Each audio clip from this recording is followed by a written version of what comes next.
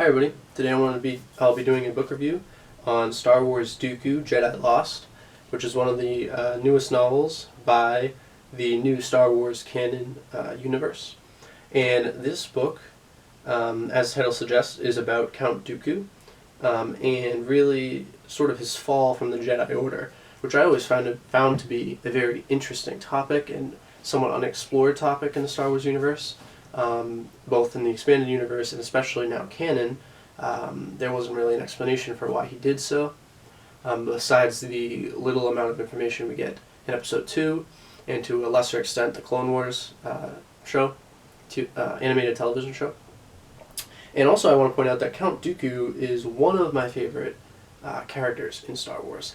Something about him, just the way his charisma and his confidence and the fact that he focuses on the dueling aspect of lightsaber combat rather than deflecting blasters or fighting multiple opponents, which is a lot more practical. He comes from a more sophisticated age, as Ben Kenobi might say, or civilized age. So something about him I was always really drawn to. He's always an interesting Sith for me. So I liked watching him in the Clone Wars show and the brief animated movie, as well as reading about him in other novels, such as Dark Disciple, and I think there's a few others with him. But so when I heard that there was going to be a book just on Dooku, the other book was Master and Apprentice, which I did a book review on, features Count Dooku too, which was awesome. But when I heard there was a book just on Dooku, I was really excited. So I picked it up, and I was not disappointed. It was a very good read. I read it fairly quickly because it was so interesting. This book takes place during the Clone Wars. Based on the context, I would assume it's relatively early in the Clone Wars. Actually, it might even be, now that I think about it, it might even take place just prior to the Clone Wars. Maybe just prior to Attack of the Clones. Either that, or I think it takes place just after Attack of the Clones at the beginning of the Clone Wars. But either way, it takes place in that time period where Count Dooku is no longer a Jedi, and he is a Sith, and he has Asajj Ventress as his secret apprentice. And the main character, to a certain extent, depending on how you look at it, of the book is Asajj Ventress.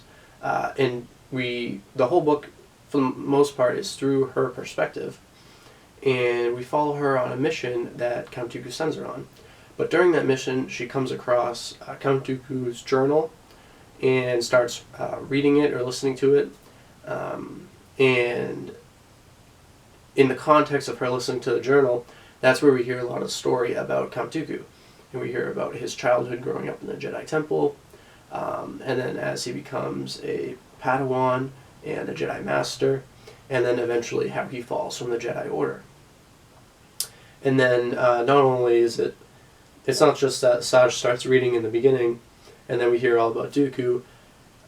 It sort of cuts back and forth between Dooku's flashback kind of storyline and Asajj Ventress's storyline in the present of the novel, which also, to an extent, features Count Dooku at that time as a Sith. One strange thing about this book, maybe that you could buy this book as a novel, I'm not positive. I bought it thinking I was doing that, but it is actually set up in dialogue form, like a script or a play, with the characters and the stage directions, kind of. And I believe that that's because the book was intended to be an audiobook more. I'm not positive. So that was unexpected and interesting, but after the first chapter, I barely even noticed anymore. So I would still recommend getting the book on its own. Now, I don't like audiobooks personally. I'm pretty sure, though, that they have some of the voice actors for the characters in the audio. I haven't listened to it, so I'm not positive. If that's the case, then you might actually want to consider listening to the audio version. But personally, I like reading. I like using my own imagination more when I read. And also, I find it to be more convenient. So if you are like me and you want to just read the book, and it only comes in the script form, which I'm not positive about, or if you get it in the script form by accident, I would say not to worry. It really doesn't matter. It's still a great read. There's still enough description in it that it's not like you'll be at a disadvantage in terms of drawing a picture in your head of the story, as opposed to a regular novel. So that's basically a non-factor, is what I'm trying to say.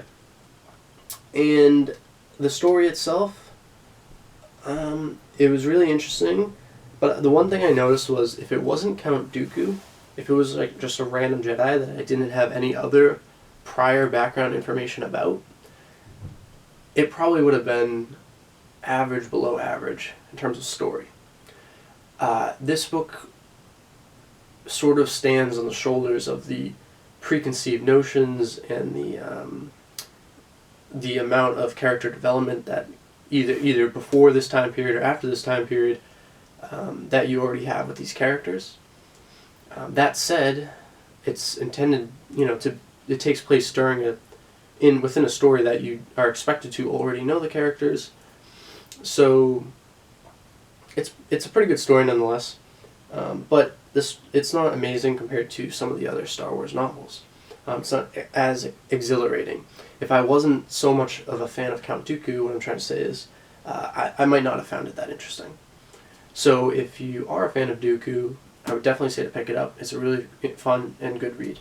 If you aren't so much a fan of Count Dooku, or Side Ventress perhaps, then it's one that you could probably skip and not think about it for the rest of your life. And if you do pick it up, it would be a good read.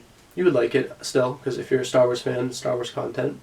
But it wouldn't be like your favorite. If someone asks you about your favorite Star Wars books, you probably won't even mention it.